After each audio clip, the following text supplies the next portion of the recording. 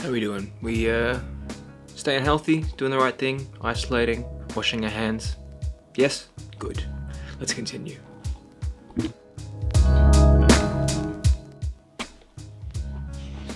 Hello world, we are back, yes, once again. And today I wanted to show you guys how to create, edit, and use your own custom light flare overlays in Photoshop.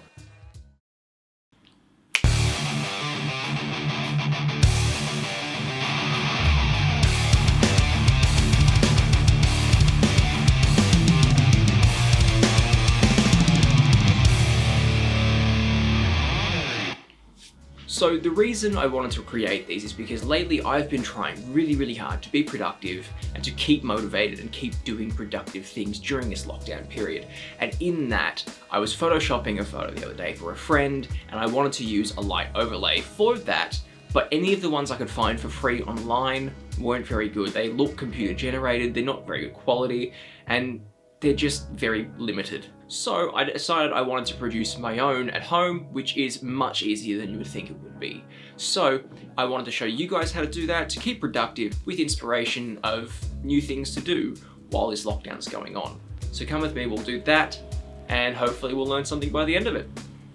So I am a big fan of generating my own assets to supplement my Photoshop work, like light flares and things, because one, it doesn't cost you anything, two, it's copyright free, and three, it gives you a really creative touch and makes your work more personal because you generated your own things, where possible, because we're all on a budget and we like to make our work look good, right? So there are a few really important things that you're going to need for this procedure, the first being a camera. It doesn't have to be a fancy camera, anything from a phone to a DSLR to a point and shoot will work. Some things to keep in mind: more megapixels will give you a more usable photo in the end to use in your overlays, because a 24 megapixel sensor like in this camera will produce a 24 megapixel overlay, which if you then have a photo that's to anything below 24 megapixels will look nice and sharp when it's overlaid.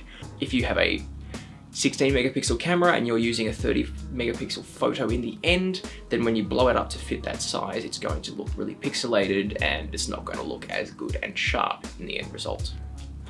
The second and one of the most important things you're going to need in this is a light source. Now, the best light sources you can use are going to be focused, small and strong, because when you point it at the camera, it will focus at the camera and not illuminate any of the rest of the room, which will cause issues when you're editing. The stronger it is, the stronger the effect will be in the light flares, and the smaller it is, you can create more attractive light point sources in the end image. So those are some important things to keep in mind.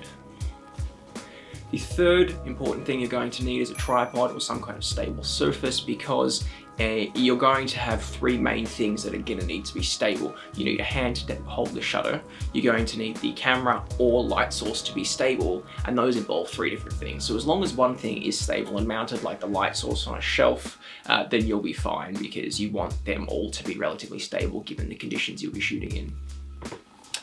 The fourth important thing that you're going to need, if you have it, is multiple lenses. The more different lenses you have, the more different effects you can produce, because all the lenses will have different groupings and characteristics, and you can get more diversity in your final result. Modern lenses are designed with special coatings to prevent lens flares, which is going to make your time producing them much more difficult. So if you happen to have any vintage or cheap or anamorphic lenses, that will produce much nicer results in the end, which will give you a better product. The fifth thing you're going to need is some kind of editing software, such as Lightroom, Photoshop, Capture One, doesn't really matter. I personally use Lightroom and Photoshop, but you don't have to, as long as it's capable of using layers and changing light levels, really. The other thing is you're going to need an editing software to use these overlays that we're producing anyway in the end. The final thing we're going to need in this project is a room as big and as dark as you can keep it, because if the background is illuminated at all, it's going to show up in your final image when we increase the brightness to show these lens flares. So something to keep in mind for that one too.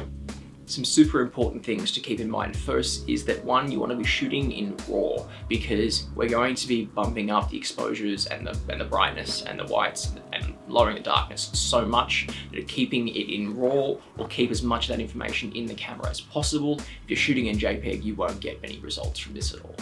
The second really important thing you want to keep in mind is to have your camera in manual focus and manual settings mode, because we want to keep everything as dark as possible to stop that background being illuminated, and the camera in any automatic setting is going to try and boost up the exposure to get the background exposed.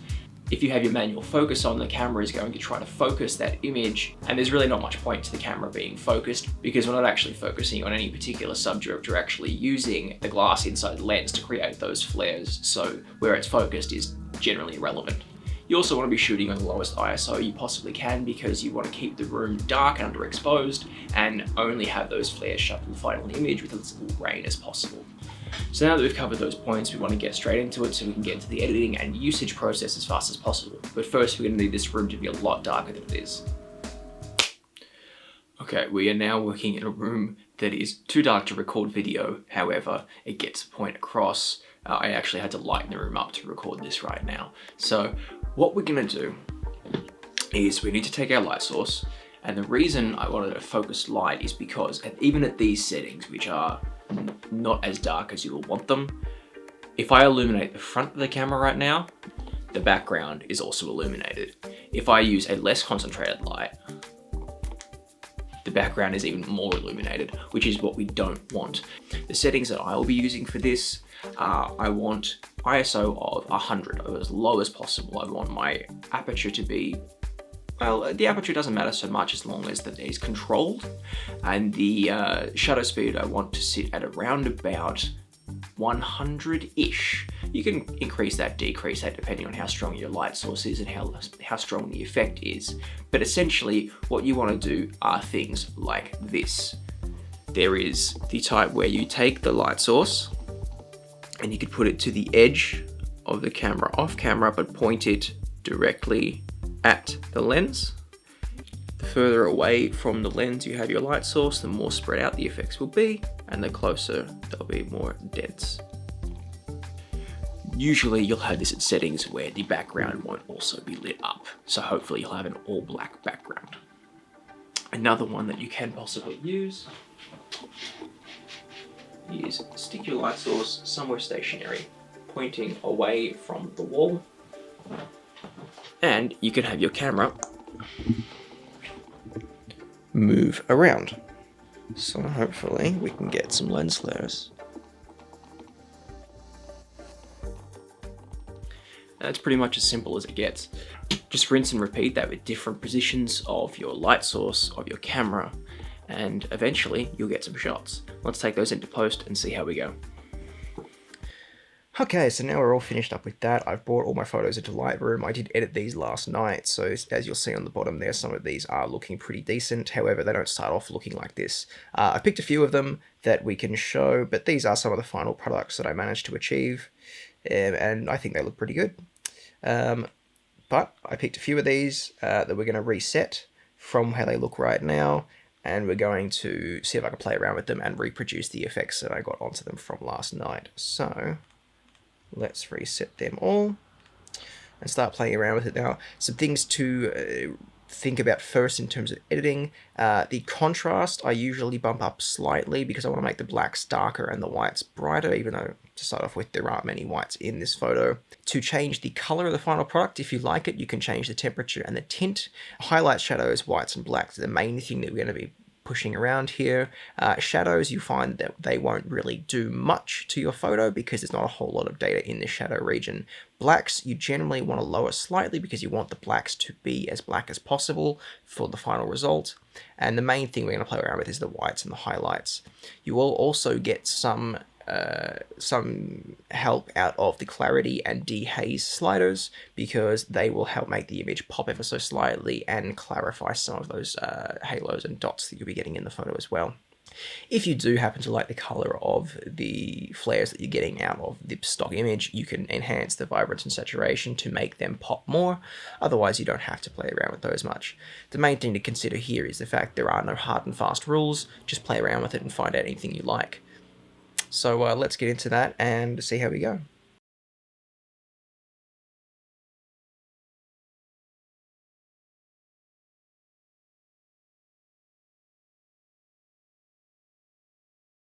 So one thing to consider with these photos where the point of light is shown in the image is that if you lower the highlights and increase the whites, that you're going to get a massive halo effect, which looks really, really cool. If you have a tiny, small point of light, then that gives you a really nice effect.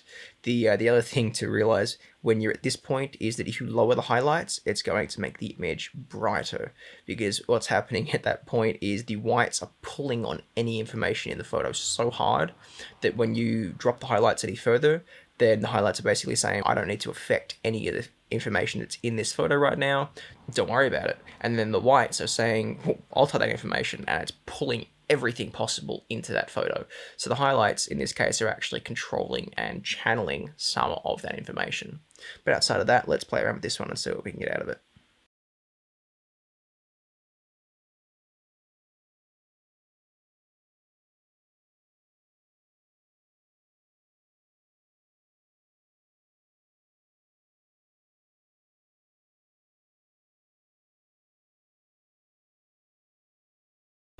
So at this point, when you get a nice flare that you like, you can change the colors here, but you don't have to, because you can do that if you keep them as neutral as possible. You can edit those in the final Photoshop image to work with the image that you are on at the time, because the temperature of that image will determine the temperature you want your flare to be at. However, you can get some nice effects in the first place and give you a feel for where you want that final image to be. One thing to keep in mind is that if you have hard light edges, like we do in this photo here, the final image, that will have to also apply to the final image. So you'll want that whole thing on the final result, because if you don't, that will show up in your image. If you have that scaled down at all from what that final image is, it'll need to be the full frame.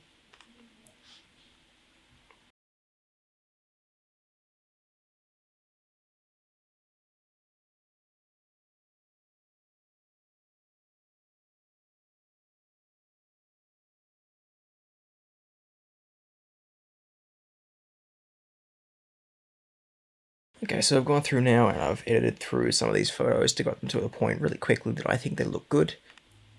If you get an edit you really like this nice subtle light effect, which you can put on the edge of an image to just show some glow and bring out some effects, what you can do is, I really like this part here, but I don't like this part down here. So you can really quickly take it into Photoshop. There's a super quick way of getting rid of parts of the image you don't like. Then all you have to do is get the lasso tool, select the image that you don't like, so that little bit there, really rough, doesn't have to be great, but you want to have a nice little barrier between this gradient here, because there might be bits of color in this image that you can't see that you want to keep. And then you come down to content aware fill, and what I'll do, that'll scan this part of the image, but it'll use this middle part of the image, that's highlighted here, as a baseline for what you want to fill that in with. The reason we're using this tool and not just painting black over the top is that if there is a very small amount of color information in here, then it's going to replicate that in the area you're fixing up. If there isn't, then it'll just put black over the top, but it will keep it uniform and textured. If you just painted black over there, then that'll be black, and that may actually have some color, so it wouldn't work out. There would be a gradient there, and it wouldn't look so good. So here we just hit apply, we hit OK, and now we have a photo where that's all black there, and we have just a nice halo, nice bright effect up at the top here. And then you can save that, so in file, export. So I save for web because it gives me my metadata. Hit save, and then save it literally wherever you like. So you can see the all the different types of light flares that we've got. Some have different colors. They're all very unpredictable, just because of varying circumstances. I have added some white balance adjustments to these just to give them some pop. But outside of that, I mean, let's compare some of these to the original images that we had. So that was the original. Obviously, you got the light there, and you can see very gently there's all this information in here. But then once we bring out those exposure balance, we got all of this that you can see, which will look really good when overlaid with an image. So again, we started off with that and brought out this really nice, almost like underwater effect. And then if you work with some of these light point ones, It looks really, really nice. If you put that on a light source, then you look really good. So the main thing to keep in mind when doing your edits as well is that there are no hard and fast rules, that anything is possible when you change these settings. You can get great results from doing something completely different to what you did for your last photo. So don't rinse and repeat the same things, because they're not going to work half the time. Alright, so now we are in Photoshop. We've exported our edited light flares, and now it's time to use them. So what we're going to do, I found 3 photos that I think would be good to put light flares into, and then what we're going to do is try and find some light flares that match. So the important things to consider when doing that is the source of the light. Like in this photo, the source of the light is obviously coming from this side and it's pushing that way. So we want to make the light flare match that with the source to where the flare is going. So let's go place embedded. And out of all the light flares that we've got, what we want to do is find one that has a light source that, well, I mean, it doesn't really matter on the direction originally, because these will all, you can flip them and move them in any direction you want, really. Let's go that one. And obviously we've got a black background. The way to fix the black background is we go to screen option, or blending options, go to screen, and anything that's black in that image will be taken away. Then what we want to do is, if we're not in the transform menu, we want to hit Control T, and that will bring up the transform screen where we can move around the overlay.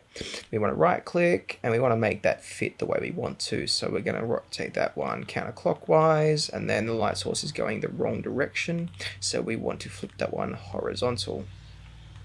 Let's fill up our image with that. It looks okay, but it's a bit bright and it's kind of a little bit too blue for the image that we want. So what we're going to do is we're going to hit hue and saturation. Oh, we're going to make that one select saved. Hue and saturation, and we're going to hold Alt, and we're going to join those 2 layers together with the line in between. And then we can play around with the hue and saturation here. So if we hit colorize, we can change the color of that. We want to make it nice and warm to match the color of the image. So put that somewhere in the warm areas. We want to make that less bright, so we can bring the lightness down. And the saturation's not too bad where it is. Put it somewhere around there. And then we've got this really bright image. And I think we've added a lot to that by adding that one there. So let's try it with a different image. Let's go to this one, and we'll go place embedded. We're going to find, what do we want this time? I think something similar with the light source in the image. So let's try that one. Blending mode, screen. We're going to rotate that one counterclockwise. We want to fill the image like that. And this light source is going to look good because it's going to sit kind of behind her head there. And we want to put some hue and saturation, join those 2 layers together, bring that brightness down just a little bit. It's about there, I think. Something around there. Maybe a little less bright. And there we go. I think that's made that photo a fair bit better. I mean, you want to season it to taste. Not everyone will agree with the same edits. And let's try this a 3rd time. Place embedded. We've got a light source down the bottom there. So we're going to want a light source that's on the edge of the image. Let's give this one just a little bit of almost like a rim type thing. Something subtle, maybe that one. Or, yeah, let's try that one. Blending mode, screen. Chuck it on top, rotate that one clockwise. Light source was down here, so we're going to want to flip that one horizontal because the light source is down that corner this time. And for this one, that looks pretty good. Let's lower the opacity slightly. I don't like how bright this is up here, so what we're going to do, let's just create a layer mask. And then with a black brush, just a low opacity, we can brush away the brightness of just that bit up there so it's not so bright. And I think that one's pretty good. And again, you can season it to taste if you want it to be brighter or more subtle or more warm or orange or whatever you happen to like, but I happen to like it there. And so that is how you add lens flares and light leaks to your photos. So that is all for today, guys. If you're still with us, thank you for sticking around. I know it was a long video, but I felt like I didn't want to cut any of that content out because it was all going to be useful to you. Some final things to keep in mind if you're going to get stuck into this is you're going to want your aperture and shutter speed to compensate for each other. If your aperture is too low, your shutter speed will have to be too long and you'll get blurry images, which we don't want. The brighter you can keep your light and the darker you can keep your background, the more you can bump up that light source without getting your background illuminated, and the better results you'll get in the end. Thank you for sticking around this long. I hope you've learned something and you've got something productive out of this that you can go use. I would love to see any of the work you produce, whether it's the overlays being used on something or the overlays themselves. I would love to see what you can come up with. And in the spirit of doing nice things for each other while we're all in lockdown, the overlays that I've produced in this video I will upload and you can download them for free for use in your own projects. As always, guys, if you could like this video and subscribe to my channel, I would much appreciate it. It'll help me keep producing this content in the future. Peace.